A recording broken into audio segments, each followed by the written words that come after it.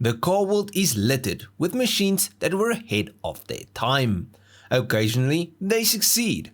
More often, they vanish into the footnotes of history, dismissed as failures, but quietly acknowledged as prophets of things to come.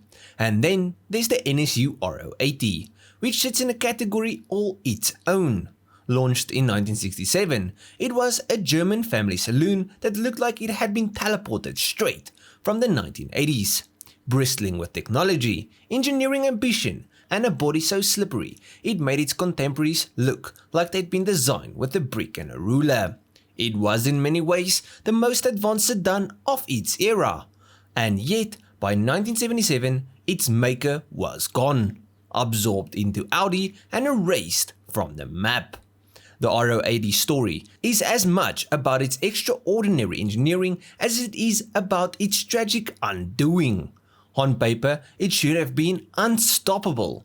A large front-wheel drive sedan with a twin-rotor Wankel engine, 4-wheel disc brakes, fully independent suspension, and aerodynamics so efficient that nothing else in its class came close.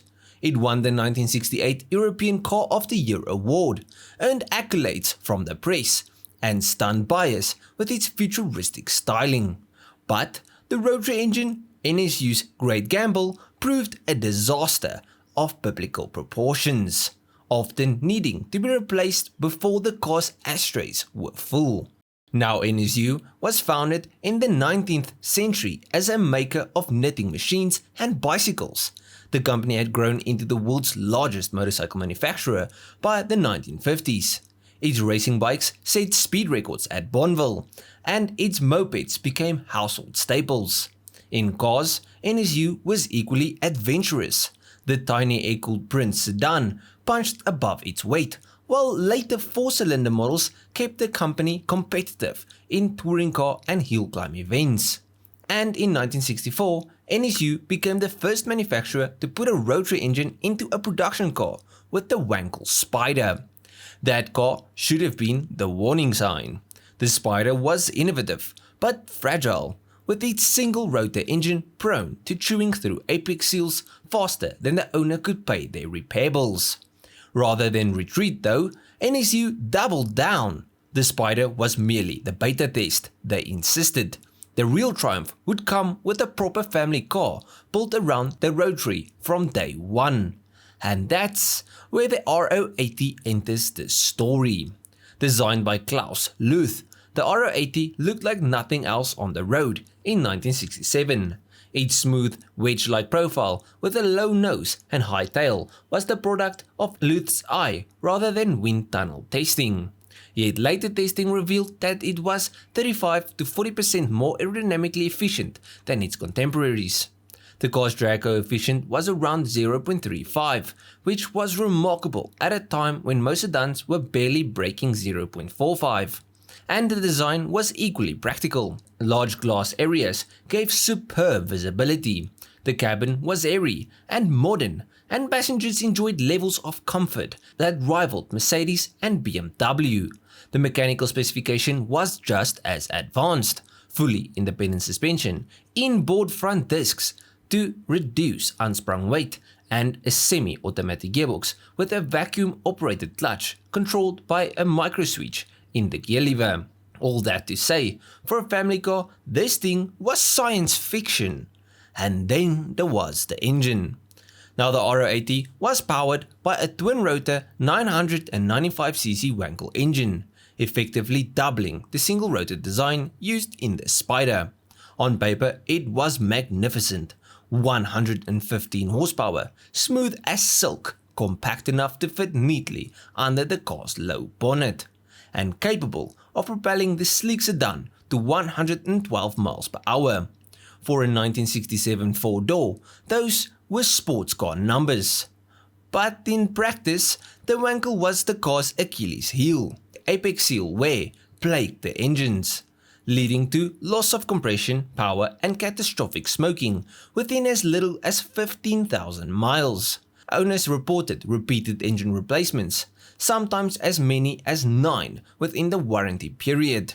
The Rotary's fuel consumption was appalling too. giving around 16 to 18 mpg, when rivals managed well over 20. And while NSU's engineers worked tirelessly to improve durability, the damage was done. But the cruel irony was that when the Wankel worked, it was sublime, smooth, eager, and free of vibration. It gave the Ro80 a refinement unmatched by piston engine rivals. But the warranty claims nearly bankrupted NSU. By 1969, the company had been absorbed into the Volkswagen Audi empire. Production limped on until 1977, with around 37,400 cars being built in total. By then, improvements to the rotary tip seals had made the engines more reliable, but it was too little too late.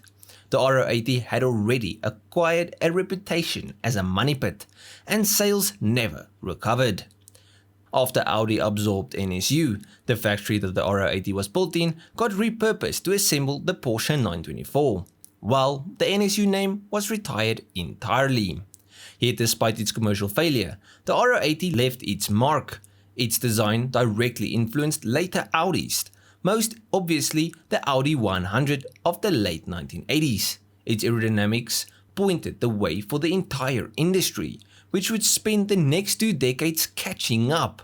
Its transmission concept prefigured today's automated manuals, and while the Rotary never achieved mainstream success, Mazda continued to refine it, eventually winning Le Mans in 1991 with the 787B.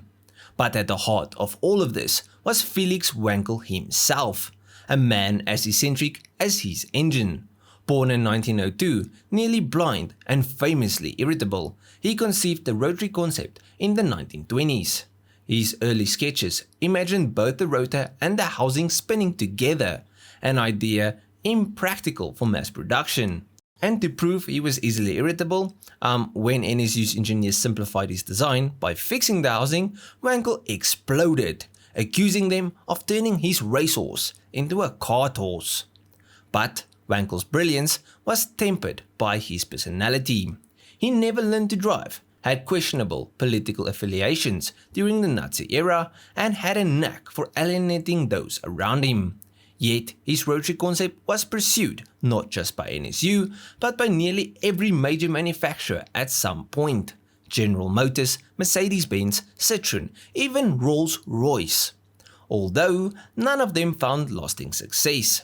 The design's inherent weakness, poor sealing, high fuel consumption, and emission challenges proved impossible to overcome. But to end this video off, the NSU Ro80 was in short a paradox, too good to ignore, too flawed to survive. It was the car that killed its maker, but also gave birth to an entire design philosophy, carried forward by Audi. It was a masterpiece, whose central feature, the rotary engine, was also its undoing. Today, fewer than 38,000 cars survive, many retrofitted with piston engines, others restored with improved rotary internals. Collectors prize them, not because they are practical, but because they are fascinating, and that's the Ro80's ultimate legacy. Not a car that changed the world, but one that showed us how the world might have looked had the Rotary fulfilled its promise. But yeah, at the end of this video, please let me know what you guys think of the video and what you guys think of this car and its story.